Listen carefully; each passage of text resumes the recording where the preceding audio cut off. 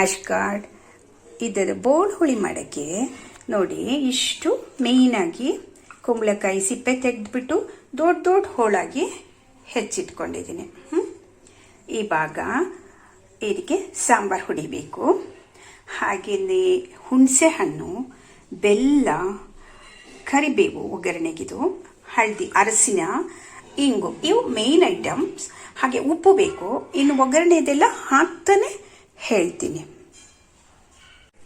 ಇದೆಲ್ಲ ಜೊತೆಗೆ 1 ಕಪ್ ತೊಗರಿಬೇಳೆ ಬೇಯಿಸಿಟ್ಕೊಂಡಿದ್ದೀನಿ. ಮೊದಲಿಗೆ ಸ್ಟವ್ ಹಚ್ಬಿಟ್ಟು ಒಂದು ಪಾತ್ರೆ ಇಟ್ಬಿಟ್ಟು 1 ಲೋಟ ನೀರು ಹಾಕಿದ್ದೀನಿ. ಈಗ ಹೆಚ್ಚಿಟ್ಟಿದ್ದು ಕುಂಬಳಕಾಯಿ ಹಾಕೋಣ.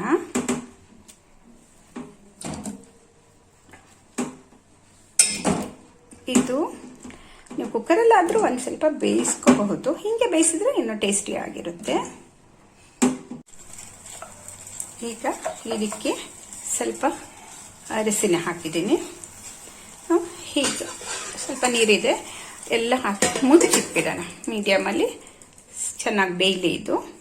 ಇಲ್ಲಿ ಹುಣಸೆ ಹಣ್ಣನ್ನು ನೀರಲ್ಲಿ ಹಾಕಿಟ್ಟಿದ್ದೀನಿ. ತುಂಬ ಈಸಿ, ಬೇಗ ಆಗುತ್ತೆ. ಕುಂಬಳಕಾಯಿ ಹೆಲ್ದಿ ಮಾಡಿ. ಹಾಗೆಯೇ ಈ ಪುಷ್ಪ ಭಟ್ ಕಿಚನ್ಗೆ ಸಬ್ಸ್ಕ್ರೈಬ್ ಆಗದವರು ಆಗಿ, ಹಾಗೆಯೇ ಶೇರ್ ಮಾಡಿ, ಲೈಕ್ ಕಮೆಂಟ್ಸ್ ಕೊಡಕ್ಕೆ ಮರಿಬೇಡಿ. ಚೆನ್ನಾಗಿ ಬೇಯ್ತಾ ಇದೆ. ಇನ್ನು ಸ್ವಲ್ಪ ಸಾಫ್ಟ್ ಆಗಲಿ. ಈ ನಡುವೆ 1 ಹಸಿಮೆಣಸಿನಕಾಯಿ ಹಾಕೋಣ. 1 ಸಾಕು. ಖಾರ ತುಂಬ ಖಾರ ನೋಡ್ಕೊಂಡ್ಬಿಟ್ಟು ಹಾಗೆ ಇನ್ನೊಂದು ಸ್ವಲ್ಪ ಬೆಂದ ಮೇಲೆ, ಸಾಫ್ಟ್ ಆದಮೇಲೆ ಹುಣಸೆಹಣ್ಣು ರಸ, ಉಪ್ಪು ಎಲ್ಲ ಆಮೇಲೆ ಹಾಕೋಣ. ಕುಂಬಳಕಾಯಿ ಹೋಳುಗಳು ಸಾಫ್ಟ್ ಆಗ್ತಾ ಬಂದಿದೆ. ಈಗ ಏನು ಹಾಕೋಣ ಅಂದರೆ ಬೆಲ್ಲ, ಹಾಗೆಯೇ ರುಚಿಗೆ ತಕ್ಕಷ್ಟು ಉಪ್ಪು,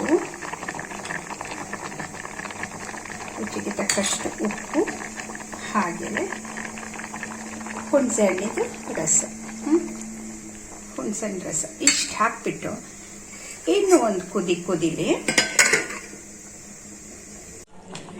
ಚೆನ್ನಾಗಿ ಬೆಂದಿದೆ. ಈಗ ಬೇಯಿಸಿಟ್ಕೊಂಡಿರೋ ತೊಗರಿಬೇಳೆ ಹಾಕೋಣ. ಇದು ಚೆನ್ನಾಗಿ ಒಂದು ಕುದಿ ಬರಲಿ. ಆಮೇಲೆ ಸಾಂಬಾರು ಹುಡಿ ಹಾಕಿಬಿಟ್ಟು, ಸಾಂಬಾರು ಹುಡಿನೇ ಹಾಕಿಬಿಟ್ಟು ನೀವು ಚೆನ್ನಾಗಿ ಇಂಗು, ಬೆಳ್ಳುಳ್ಳಿ ಒಗ್ಗರಣೆ ಕೊಟ್ಟು ಆಯಿತು.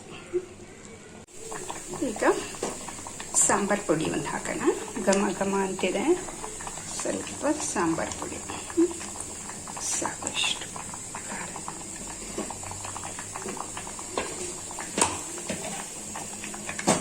ಚೆನ್ನಾಗಿ ಮಿಕ್ಸ್ ಮಾಡಿಕೊಂಡು, ಕುಂಬಳಕಾಯಿದು ಸಾಂಬಾರು ಕಾಯಿ ಹಾಕಿರೋದು ಇನ್ನೊಂದು ರೀತಿ ಮಾಡ್ತೀವಿ. ಅದು ತುಂಬ ಚೆನ್ನಾಗಿರುತ್ತೆ. ಇನ್ನೊಂದ್ಸಲ ಮಾಡಿ ತೋರಿಸ್ತೀನಿ ಅದನ್ನ. ಚೆನ್ನಾಗಿ ಬೆಂದಿದೆ. ಈಗ ಕೊತ್ತಂಬರಿ ಸೊಪ್ಪು ಹಾಕೋಣ.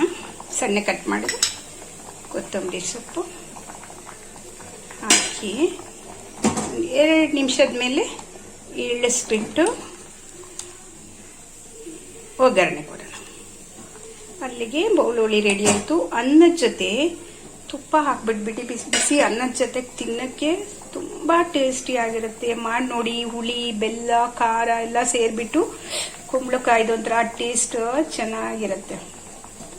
ಒಗ್ಗರಣೆ ಬೆಳ್ಳುಳ್ಳಿ, ಸಾಸಿವೆ, ಇಂಗು ಹಾಗೂ ಒಣಮೆಣಸಿನಕಾಯಿ ಆಗಿದೆ. ಚಟ್ಪಟ ಕರಿಬೇವು ಸೊಪ್ಪು ಹಾಕೋಣ. ತುಂಬ ಘಮ ಬರ್ತಾ ಇದೆ. ಬಿಸಿ ಅನ್ನಕ್ಕೆ ಸೇರಿಸ್ಕೊಂಡು ತಿಂದರೆ ತುಂಬ ಚೆನ್ನಾಗಿರುತ್ತೆ. ಹೆಲ್ದಿ ಕೂಡ. ನೋಡಿ,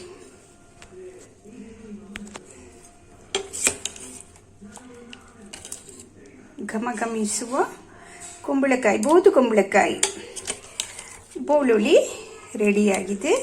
ಹಪ್ಪಳ ಸಂಡಿಗೆ ಜೊತೆಗೆ ಬಿಸಿ ಅನ್ನಕ್ಕೆ ತುಂಬ ಚೆನ್ನಾಗಿರುತ್ತೆ. ಹೊಗೆ ಹೋಗ್ತಾ ಇದೆ, ಹಾಗಾಗಿ ವಿಡಿಯೋ ಸ್ವಲ್ಪ ಎಲ್ಲರೂ ಬರುತ್ತೆ ಒಮ್ಮೆ ನೋಡಿ. ಮಾಡಿ ನೋಡಿ, ತುಂಬ ಬೇಗ ಆಗತ್ತೆ, ಈಸಿ.